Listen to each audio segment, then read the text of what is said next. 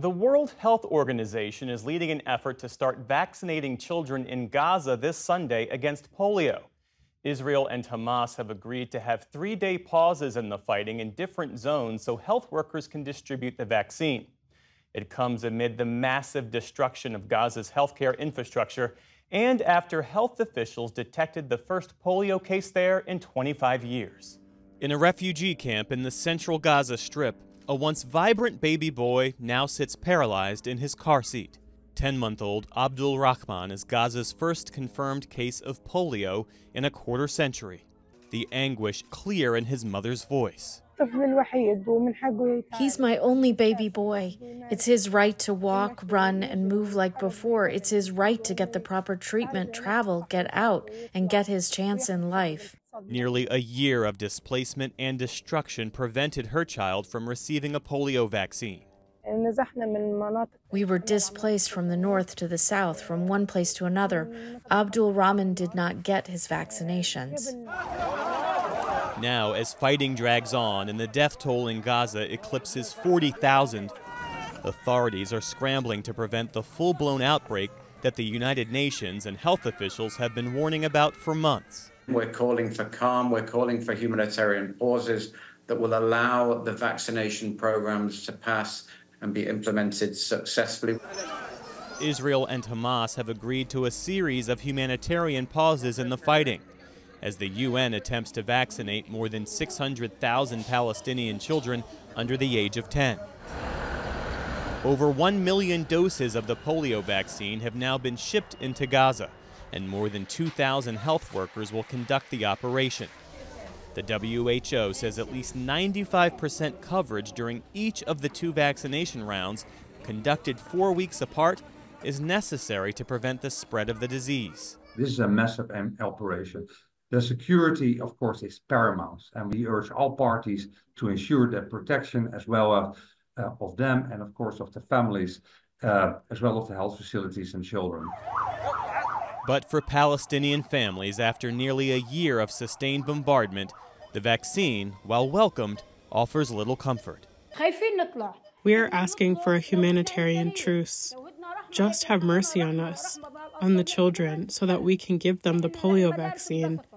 The schools have been bombed, the camps have been bombed, the streets are bombed. There is bombing everywhere. There is bombing everywhere in Gaza. For a deeper perspective now on the total collapse of health infrastructure in Gaza and the growing polio crisis, we turn to Dr. Tammy Abugnaim, who recently returned from South Gaza's Nasser Hospital, where she volunteered with the International Rescue Committee as an ER physician. Thank you for being with us. Thank you for having me. So as we just heard, Gaza is seeing its first confirmed case of polio in 25 years. How big a threat does this pose? I think it poses a tremendous threat to the population of Gaza, but also a threat to public health in general in the region. As you've mentioned, the healthcare system has been under direct Israeli targeting and bombardment for the last 11 months. And the destruction of infrastructure means that epidemics will become a common thing. This will become one of many epidemics that we anticipate over the course of the next few months and years for Gaza. The decimation of the healthcare system by Israeli forces means that it will be difficult to tackle. And as your report mentioned earlier, humanitarian pauses and truces and the gymnastics of coordinating a vaccination program are made extremely difficult by the fact that there is still ongoing bombardment of civilian areas. Well, a question about that, because this WHO plan to inoculate more than 600,000 children against polio, based on what you know of the region and its disintegrated healthcare system, is this even feasible? It's the best that the World Health Organization is going to be able to do under the circumstances. In the absence of a ceasefire, this vaccination program is really kind of the only patched up solution that we have at this point. In an ideal world, we would be able to get a ceasefire and get all of these children vaccinated. It's important to remember, too, that just because Israel has outlined certain areas and certain times that it is not going to be bombarding these vaccination centers does not mean that it's going to make the task of actual vaccine administration easier.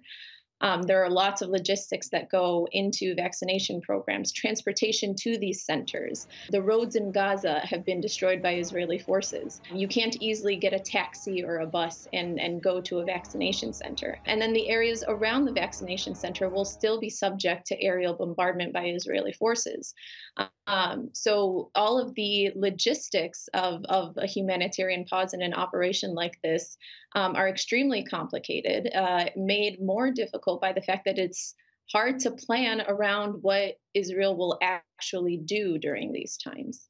You have been to Gaza twice in the last few months. You've served at both Al-Aqsa Hospital in central Gaza and the Nasser Hospital in the south. How would you describe the health and humanitarian conditions? I mean, I would describe it in the way that every humanitarian aid worker who has returned describes it. It's catastrophic, and it's unacceptably catastrophic. There seems to be this floating idea that, oh goodness, the healthcare system is decimated, is incapacitated, it's crippled, but it's still somewhat functional, but it is not nearly at the capacity that it should be. And it is not this spontaneous natural disaster that's happened to Gaza. It's the result of deliberate targeting and strikes. And so the things that we're seeing at Al-Aqsa Hospital and Nasser Hospital are shortages of supplies because Israel restricts the amount of entry, both of supplies and personnel that can come in.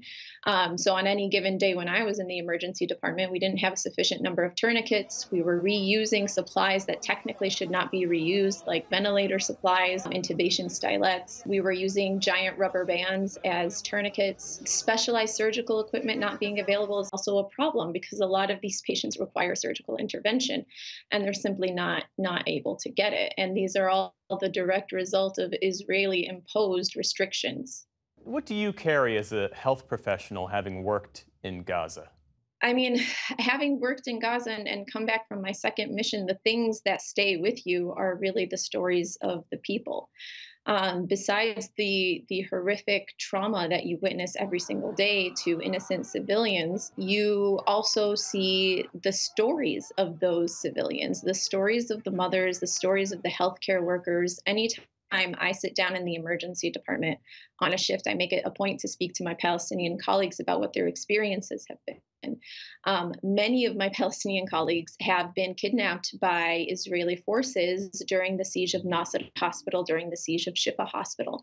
And they tell me horrifying accounts of torture that they suffered because they were healthcare workers. Human Rights Watch recently released a report on this, the targeting and the torture of healthcare workers throughout the Gaza Strip, and their stories are in line with everything that's described in that report. So really the scars that you carry coming out of Gaza doing humanitarian aid work is the scars of the stories that people will tell you of the suffering that Israel has inflicted on them. Dr. Tammy Abou-Ghanem, thank you for making time for us in between your shifts there back home in Illinois. Thanks for being with us. Appreciate it. Thank you.